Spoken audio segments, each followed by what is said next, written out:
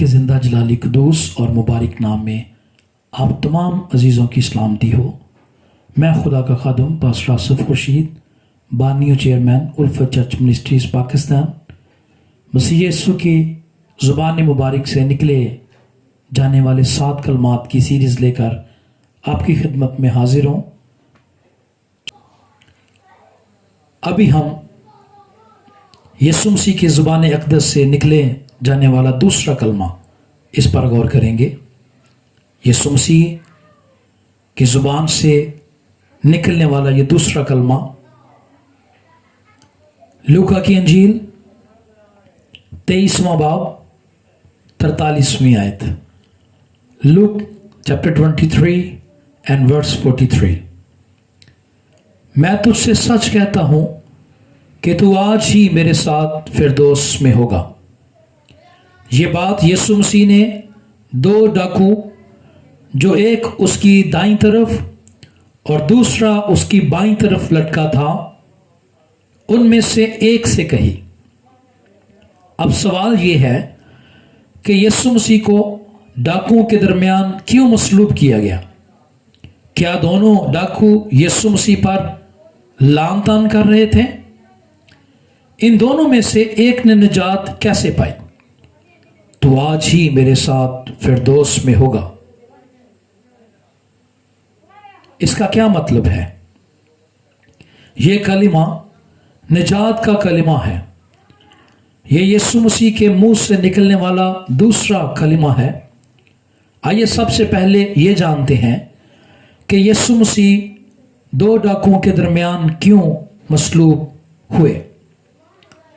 یسوع مسیح کے آنے سے تقریباً 700 برس پہلے یسایہ نبی کی معرفت ایک پیشن گوئی کی گئی تھی، جو یسایہ اس کے 53 باب کی 12ویں آیت میں مرقوم ہے کہ وہ خطا کاروں کے ساتھ شمار کیا گیا۔ کیا اتنا کافی نہ تھا کہ یسوع مسیح اس دنیا میں آئے؟ اس نے بشری شکل اختیار کی۔ کیا اتنا کافی نہ تھا کہ اس نے صلیبی موت برداشت کی؟ پھر اس کو 2 ڈاکوؤں کے درمیان ہی کیوں مصلوب کیا گیا؟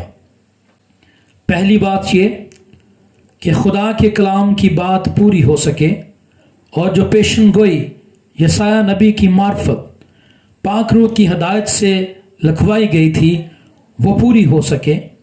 یسایہ 53 باب اور اس کی 3 آیت میں لکھا ہے، وہ آدمیوں میں حقیر و مردود، مرد غمناک اور رنج کا آشنا تھا۔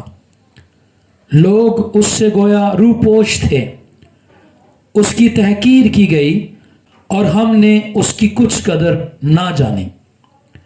یہ بات پوری ہوتی ہے، اس لیے یسوع کو 2 ڈاکوؤں کے درمیان مصلوب کیا گیا۔ دوسری وجہ یا دوسرا سبب ڈاکو کی نجات یہ ظاہر کرتی ہے کہ صلیب پر بھی اس کے پاس پوری نجات، پورا اختیار اور پوری قدرت ہے۔ اس نے صلیب پر ڈاکو کو نجات دی، وہ کمزور نہ ہوا۔ اس کے پاس پوری طاقت اور پورا اختیار اس وقت بھی تھا۔ شاگرد چھوڑ کر چلے گئے، ظلم کی انتہا کی گئی، ستایا گیا، مارا گیا، کچلا گیا، لیکن کیا یہ باتیں یسوع کو کمزور کر پائیں؟ ہاں، جسمانی طور پر تو وہ کمزور ہو چکا تھا، لیکن روحانی طور پر وہ بڑا مضبوط تھا، اور اس ڈاکو کی طرح آپ کو بھی نجات دینے کی قدرت یسوع مسیح رکھتا ہے۔ کیا دونوں ڈاکو یسوع مسیح کو لعن طعن کر رہے تھے؟ جی ہاں، 44ویں آیت کے مطابق دونوں یسوع کو برا بھلا کہہ رہے تھے، دونوں اس کے غم میں اضافہ کر رہے تھے، لیکن ایک ڈاکو یسوع مسیح پر روح القدس کی قدرت کے سبب سے ایمان لایا۔ اس نے کہا، یسوع جب تو اپنی بادشاہی میں جائے تو مجھے بھی یاد رکھنا، اور یسوع مسیح نے اس سے کہا میں تجھ سے سچ کہتا ہوں کہ تو آج ہی میرے ساتھ فردوس میں ہوگا۔ ڈاکو یسوع مسیح پر ایمان لایا اور اس ایمان کے وسیلے سے اسے نجات ملی اور فردوس میں جانے کے لیے تیار ہو گیا۔ ڈاکو سمجھ گیا کہ نجات اچھے کاموں سے نہیں، نجات کا تعلق نیک نامی سے بھی نہیں، بلکہ نجات کا تعلق یسوع مسیح پر ایمان لانے کے سبب سے ہے،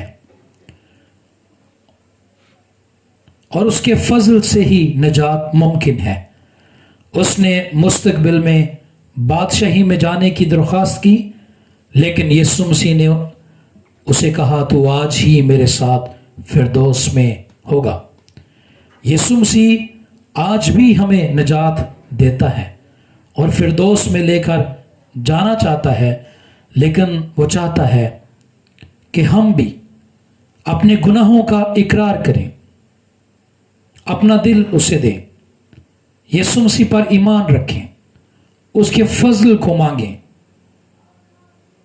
ایسا کرنے سے اگر کوئی شخص آج بھی گناہوں میں ہے، روحانی موت کا شکار ہے، تو آج بھی اس ڈاکو کی طرح یسوع مسیح پر ایمان لا کر خدا کے خاندان کا حصہ بن سکتا ہے، اور یسوع کے الفاظ اس انسان کے لیے بھی آج یہی ہیں کہ تو آج ہی میرے ساتھ فردوس میں ہوگا۔ خداوند ہمیں اپنے کلام کے موافق، کلام کی قدرت کے سبب سے برکت بخشے، آمین۔